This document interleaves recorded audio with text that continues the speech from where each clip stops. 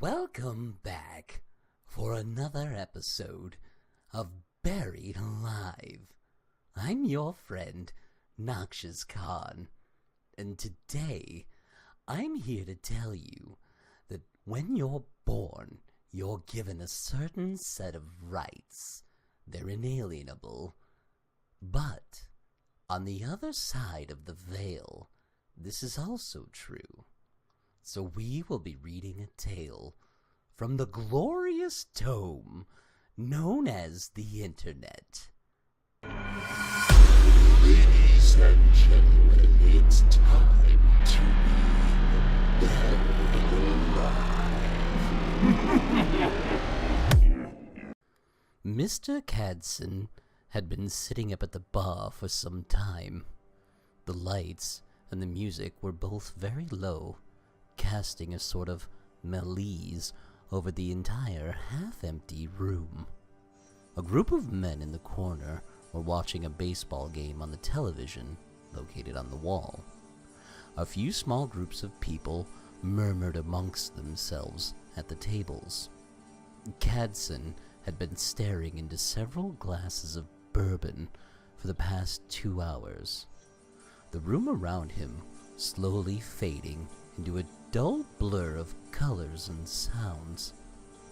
The girl tending the bar just replaced his glass when it ran dry, and the cycle continued. It was around midnight when the stranger approached him. Cadson turned to see a middle-aged man sitting in the stool to the left of him. The man seemed to be the only thing in the room not covered in the haze of inebriation. He didn't wave to the bartender, nor did the bartender seem to notice him. He merely turned and looked directly into Cadson's eyes. The stranger was nondescript for the most part, except for the eyes. They were bright gold, shining in the dim light. Cadson had never seen anything quite like them. When the man talked, his voice was low and smooth, like a storm in the distance.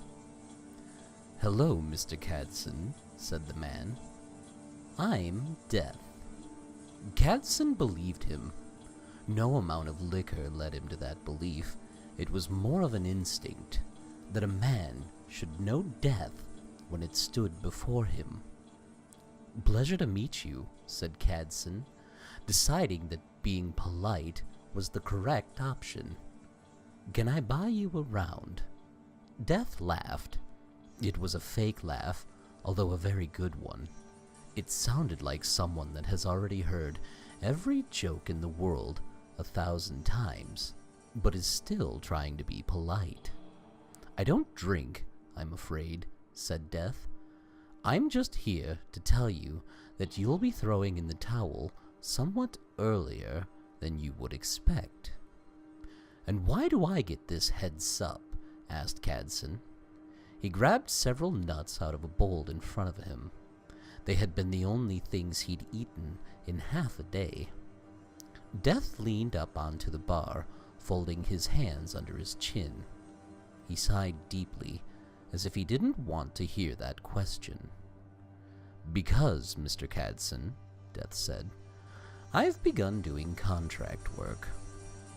"Successful guy like you?" asked Cadson. "Didn't think you'd need the extra cash." He looked over at Death, only to find the seat empty. He considered for the first time that he was merely hallucinating. Someone to his right coughed lightly. Cadson turned to find an old woman looking at him with the same pair of gold eyes.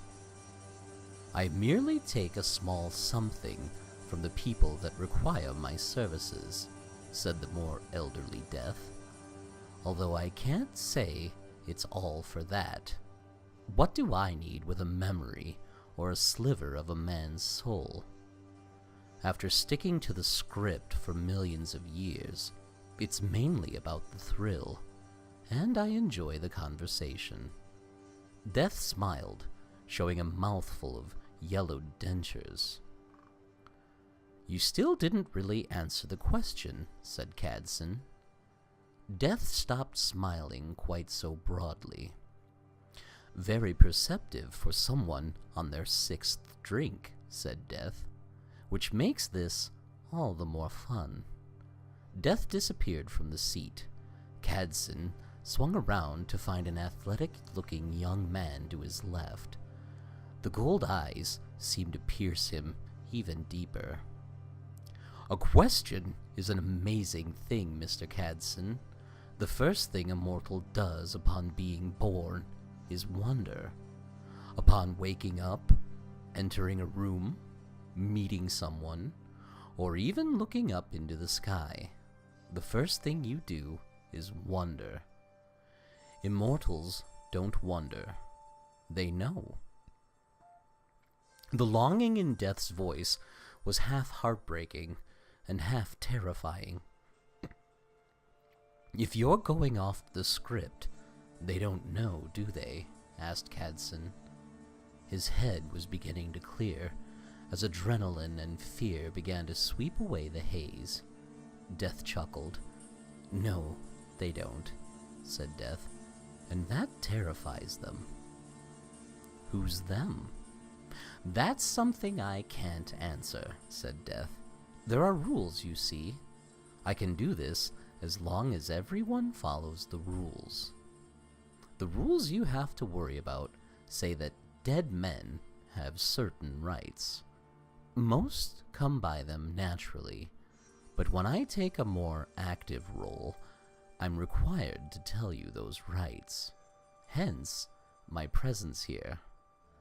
Death gestured back at the darkened, half-empty bar. "What rights do I have?" Death vanished again, and reappeared as a young boy on the other side of Cadson. The eon-old eyes were much more disturbing on a 10-year-old's face. "The first is the right of knowledge," said Death in a high-pitched voice. "All men are entitled to know the manner of their death prior to its occurrence." "You're saying everyone knows how they're going to die?" "If anyone pays close enough attention to their life," said Death, "they'll know. Slow and painful, or short and violent, they can all see it coming if they try. I've never seen anyone really try, though. You, Mr. Cadson, are going to die choking on one of those peanuts you've been eating." Cadson stopped his hand as he was about to put another nut in his mouth. He placed it back into the bowl and pushed it away. "That won't change anything, but if it makes you feel better, I suppose." "And why do you have to tell me?" "Rules," said Death. "If someone isn't given full rights, shit happens." Cadson almost laughed hearing the kid version of Death say that, but stifled it. "Which brings us to your second right, the right of choice. There are many, many things that can happen after you die, and people always choose for themselves what happens to them.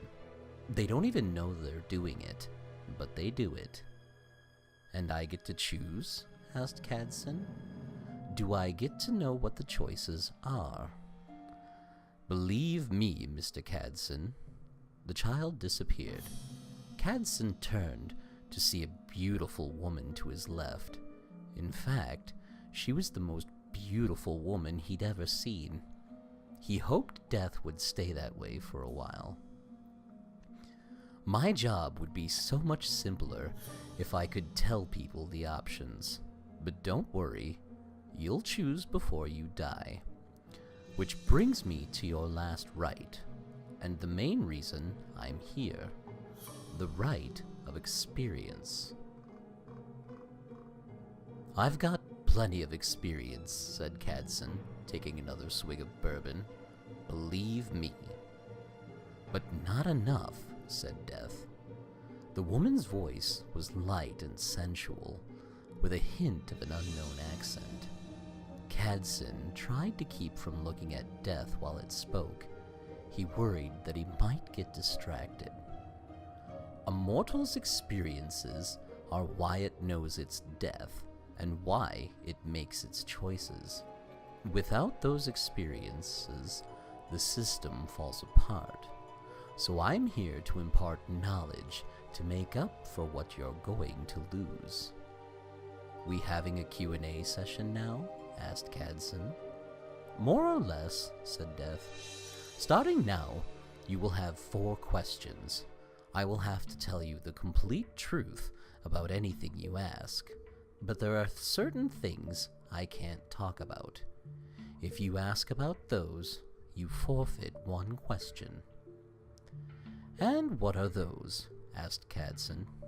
It took him less than a second to realize what he had done.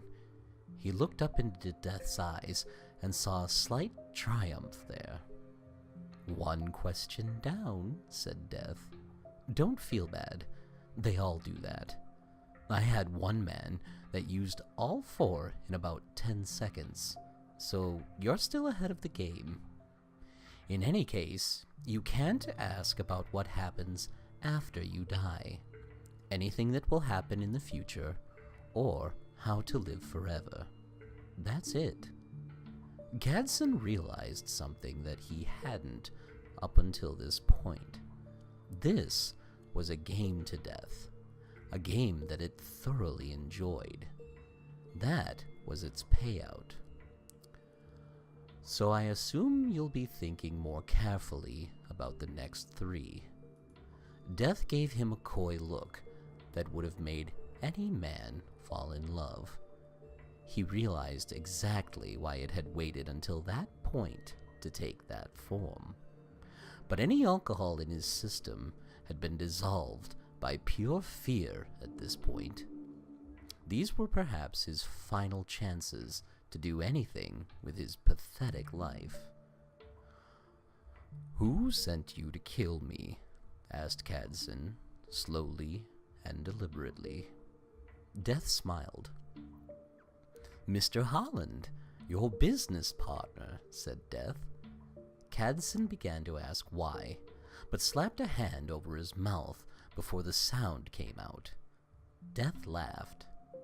You know what? It asked. You caught that so well. I'm going to tell you why, just for the hell of it.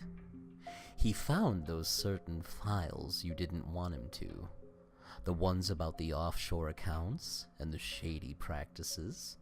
He was most interested in the files you were planning to frame and blackmail him with. Cadson stared down into his glass, but said nothing. People don't actually hire me consciously. It's more of a matter of mindset. How much they want someone dead, and how much they're willing to sacrifice. Mr. Holland, for instance, can no longer remember 1991, the happiest year of his life.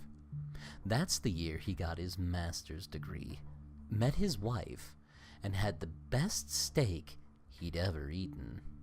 To you, it may not seem like much, but trust me, if he knew, he would not have agreed.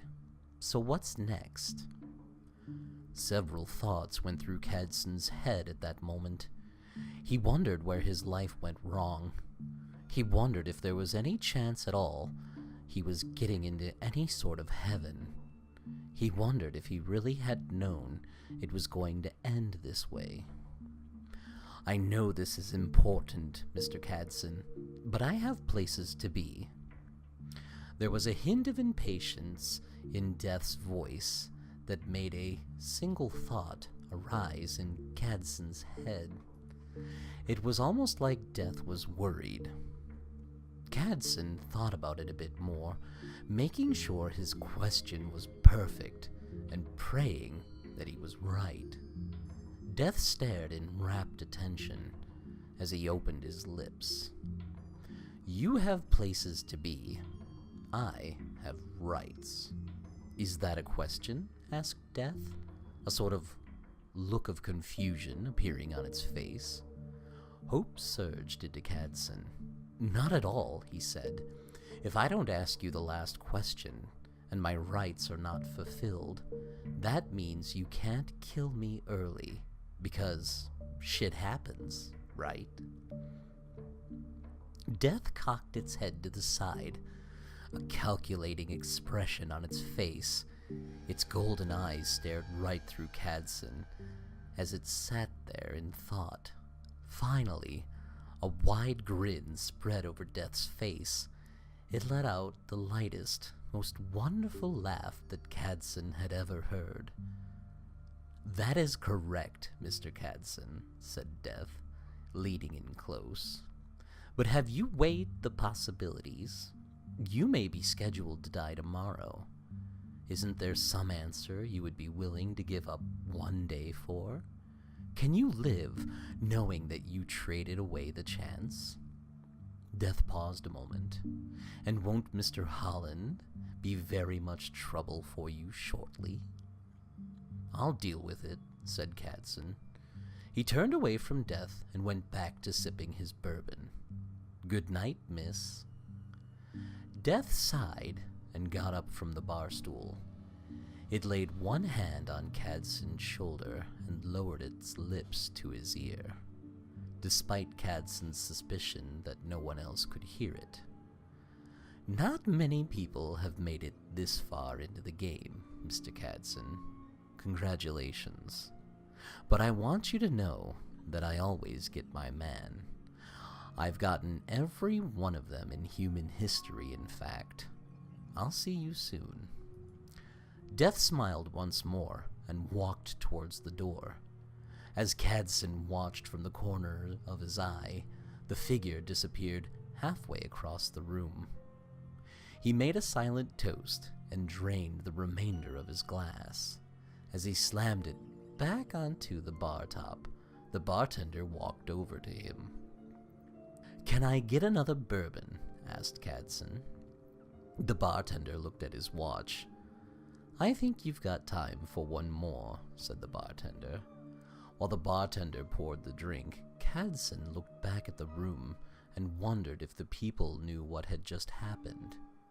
If it had, in fact, happened. The bartender put the drink down in front of him. "On the house, in fact," he said with a smile before walking away. "Thank you," muttered Cadson, his mind elsewhere. As he took the first sip of his drink, he absent-mindedly reached for the bowl of nuts.